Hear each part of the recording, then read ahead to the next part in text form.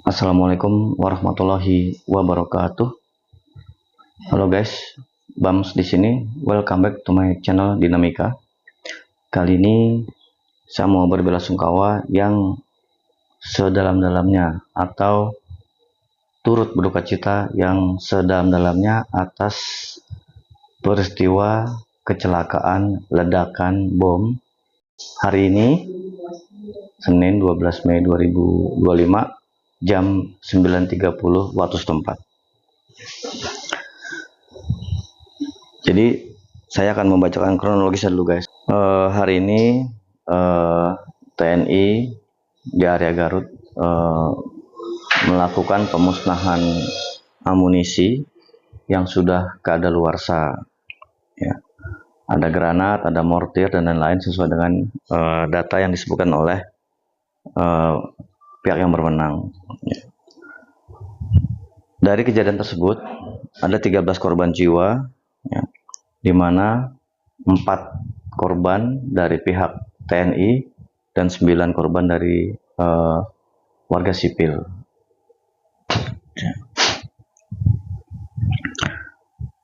Proses pemusnahan amunisi yang kadaluarsa ini itu dilaksanakan di lahan milik BKSDA Garut. Jadi tempat itu rutin dipakai untuk pemusnahan amunisi. Pejabat Kristome bahwa lahan itu adalah lahan yang digunakan untuk pemusnahan dan sudah biasa digunakan secara rutin. Gitu. Jadi lahan milik BKSDA Kabupaten Garut. Terjadi ledakan susulan pada saat warga mendekat. Nah, jadi begitu ledakan pertama terjadi, gitu kan, ya, ternyata warga itu mendekat, ya, untuk mengumpulkan sisa-sisa puing-puing ledakan. Di sana ada kuningan gitu mungkin ya, mau dipakai buat apa gitu ya, buat ya mungkin buat apa aksesoris gitu. Begitu warga mendekat sumur tersebut, terjadi ledakan kedua, Nah disitulah yang menjadi ledakan yang memakan korban jiwa. 13 korban jiwa, 4 dari anggota TNI dan 9 dari warga sipil. Berikut nama-nama korban warga sipil, ya, Agus bin Kasmin, Ipan bin Obur, Anwar bin Inon, Ius Ibing bin Inon, ini saudara, Ius Rizal bin Saipullah, Toto, Dadang, Rustiawan, dan Endang. Ya. Korban dievakuasi kemudian dibawa ke rumah sakit RSUD Pamengpek. Saya punya pendapat pribadi, ya, bahwa setiap kecelakaan itu bisa dicegah. Ya. Meskipun kita harus juga memandang dari sisi lain di mana memang ada jalur takdir, gitu. Tetap ada jalur takdir. Tapi kalau kita lihat dari ayat yang lain, yaitu apa-apa musibah yang kamu terima adalah karena perbuatan tanganmu sendiri. Gitu. Nah, memahami hal tersebut, ya berarti kita bisa mencegahnya. Gitu. Bisa mencegahnya dengan cara apa? Dengan cara melakukan tahapan-tahapan pencegahan. Gitu. Nah, saya sebagai orang praktisi, khususnya safety di dunia usaha gitu, jadi kami punya prinsip, ya semua orang juga punya prinsip, ya sebelum melakukan pekerjaan atau aktivitas, ya, khususnya yang berisiko menengah ke atas, itu wajib dilakukan yang namanya mitigasi. Mitigasi risiko itu artinya melakukan serangkaian aktivitas pencegahan kecelakaan sebelum pekerjaan itu dilakukan. Jadi mitigasi itu serangkaian aktivitas gitu, untuk mencegah kecelakaan, dan ini harus dilakukan oleh orang-orang yang kompeten, ya, gitu. Termasuk nanti orang yang akan bekerja di sana diundang juga. Idealnya seperti itu, ya. Kalau saya tarik ke paling ujung, akar penyebabnya apa gitu. Itu bisa dibilang secara simpel nih, secara singkat, belum adanya mitigasi risiko. Ini secara general gitu. Nanti detail-detailnya itu turunannya bisa kita investigasi lagi gitu. Jadi kalau kita tarik pakai teori kecelakaan, kenapa bisa ada orang meninggal di suatu kecelakaan? Itu karena ada dua penyebab. Penyebab dasar, penyebab langsung. Penyebab langsung itu penyebab yang memang langsung menyebabkan orang tuh cedera atau fatal. Apa? Ledakan. Jadi langsung kan ledakan. Gitu.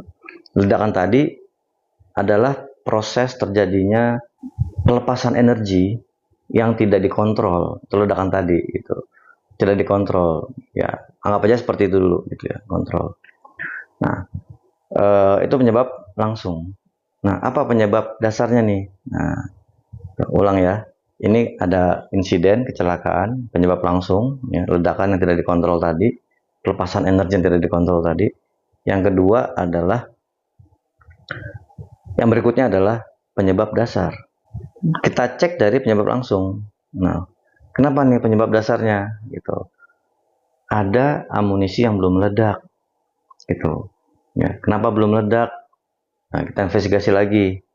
Ya, bisa jadi memang pemicunya belum aktif gitu, atau mungkin memang sudah kadaluarsa harus nunggu dulu gitu. Ya, jadi ada amunisi yang belum meledak. Gitu. Ya, dan juga penyebab dasarnya itu nggak cuma satu, itu dari kontrol yang lainnya adalah satu, kurangnya pengawasan atau kurangnya eh, pembatasan ruang akses masuk di area tersebut gitu. Jadi harus ada beberapa penyebab gitu ya. Beberapa penyebab lagi gitu. Jadi kalau kita investigasi masih banyak lagi. Jadi tidak ada pembatasan akses masuk yang ketat. Amunisi tadi belum meledak karena mungkin pemicunya sudah misalkan tidak berfungsi karatan gitu. Atau mungkin karena memang tidak ditarik pemicunya sehingga dia menunggu panas tertentu baru meledak setelah ledakan pertama gitu kan. Seperti itu. Kemudian karena memang tidak ada tidak ada SOP di situ, berapa lama waktu yang harus ditunggu sebelum orang-orang boleh datang, petugas maksudnya bukan orang warga sipil, petugas boleh datang ke sumur tersebut setelah ledakan pertama gitu ya. Dipastikan dulu gitu. Jadi seperti itu. Nah, terus nanti akan ada penyebab dasar lainnya gitu. Tapi ini secara umum gitu. Nah, kemudian baru masuk ke kenapa bisa ada penyebab dasar? Ya, karena tidak adanya asesmen atau penilaian risiko gitu. Nah, jadi penilaian risiko ini adalah kontrol-kontrol untuk mencegah yang tadi penyebab dasar. Kenapa nggak ada penilaian risiko? Nah, kan tidak adanya program mungkin. Tapi mungkin udah ada program, cuman step-stepnya itu tadi ada yang tidak diindahkan gitu, atau tidak dijalankan seperti itu. Nah, itu adalah urutan terjadinya kecelakaan. Gitu. Kalau kita lihat di mana mitigasi, mitigasi itu adalah aktivitas sebelum melakukan pekerjaan tersebut. Tuh. Bisa dengan meeting, bisa dengan langsung simulasi, tuh. Kemudian kontrolnya bagaimana gitu. Jadi mitigasi itu adalah aktivitas-aktivitas untuk melakukan pencegahan kecelakaan. Ya. Contoh yang pertama, misalkan pendataan orang, nama petugas, penanggung jawab, siapa yang kompeten. Nah itu petugas kompetennya siapa yang melakukan peledakan gitu kan. Dia nama-namanya. Ini kompeten atau tidak? Yang tidak kompeten tidak boleh, yang kompeten ditunjuk. Lanjut ke berikutnya, tempat. Nah, tempatnya gimana? Sumur misalnya. Sumurnya itu buat baru atau pakai sumur yang lama gitu. Kalau buat baru gimana cara buatnya? Apakah dengan backhoe? Apakah dikali dengan manual, dengan cangkul? Tuh, berapa kedalamannya? Gitu. seperti itu tempatnya. Kemudian akses, ya, akses nih, ngomongin tempatnya, akses, siapa saja yang boleh masuk ke situ, ya. Kalau kita bicara aktivitas meledakkan bom kadaluarsa, ya, itu aksesnya harus tertutup, ya, dari warga sipil, misalnya seperti itu. Ini pandangan dari praktisi keselamatan kerja. Ditutup, tidak boleh masuk. Termasuk mungkin dari anggota resmi TNI yang memang tidak berkepentingan juga dilarang masuk. Tuh. Hanya orang-orang berkepentingan dan namanya jelas siapa saja. Nah, setelah itu, setelah tadi ruangannya sudah, area sudah dimitigasi, nama-nama area dimitigasi, masuk ke proses peledakan. Misalkan proses peledakan dilakukan di area tersebut, ya. Bagaimana cara membawa amunisi tersebut, gitu, supaya tidak meledak. Jadi ada panduan dari pabrikan pembuat amunisi, gitu. Manual handlingnya bagaimana, dibawa dengan apa, caranya gimana. Misalkan nggak boleh ada gesekan, nggak boleh ada temperatur tinggi, seperti itu dibawa. Peletakannya itu dimasukkan, gitu, di situ. Dilanjutkan dengan proses peledakannya. Berapa amunisi yang boleh dimasukkan dalam sumur, itu cara meledakannya gimana, apakah dimasukkan kemudian dilemparkan api atau panas gimana, gitu ya, seperti itu. Atau misalkan caranya gimana sesuai prosedur yang aman, gitu, supaya ledakannya itu tidak menjadi bahaya buat orang-orang di sekitarnya. Misalkan caranya begitu di ignite atau diledakan satu kan meledak semua, atau gimana caranya, gitu, dipastikan, gitu. Itu semuanya harus tertulis sampai benar-benar semua amunisi itu meledak semua, gitu.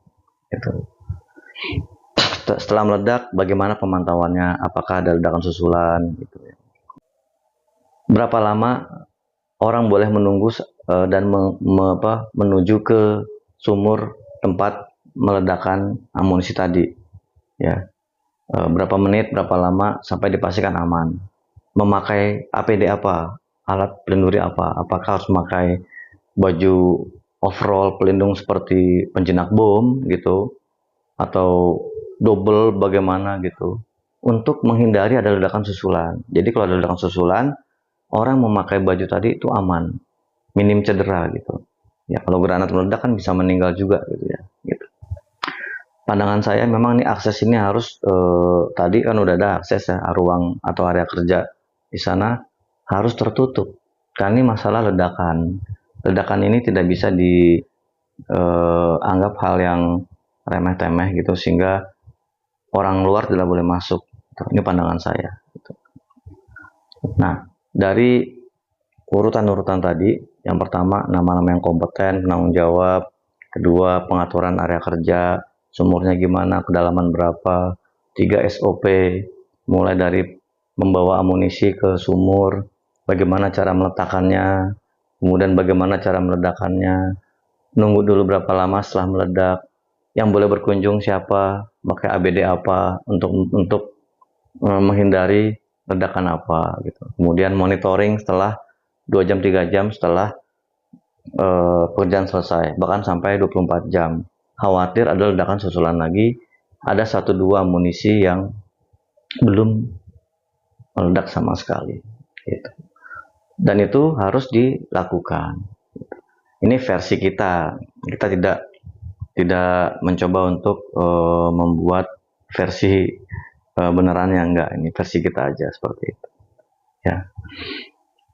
Nah, jadi kalau kita lihat kejadian ini itu akibat adanya tidak melakukan SOP, adanya skip, melewati step-step yang udah ada, gitu. Ya, contoh, begitu ledakan selesai, pertama, kedua, ketiga, itu harus ada jeda dulu. Jangan boleh petugas atau orang lain masuk, gitu. Yang pertama. Yang kedua, tadi perimeter itu harus benar-benar tertutup, karena ini masalah ledakan dan ini bukan pekerjaan yang aman, jadi pekerjaan yang berisiko tinggi, gitu ya. Jadi kalau kita lihat dari dua SOP yang tidak dijalankan, mungkin itu jadi salah satu penyebab aktivitas pemusnahan amunisi ini menjadi memakan korban jiwa 13 orang. Ya, itu mungkin dari saya penyebab kecelakaannya. Semoga bermanfaat bagi siapapun, karena kita punya prinsip semua kecelakaan bisa dicegah. Terima kasih yang udah nonton. Semoga video ini bermanfaat. Silahkan tulis komen di bawah untuk pendapat kalian. Semoga menjadi semuanya lebih baik di masa mendatang. Amin. Wassalamualaikum warahmatullahi wabarakatuh.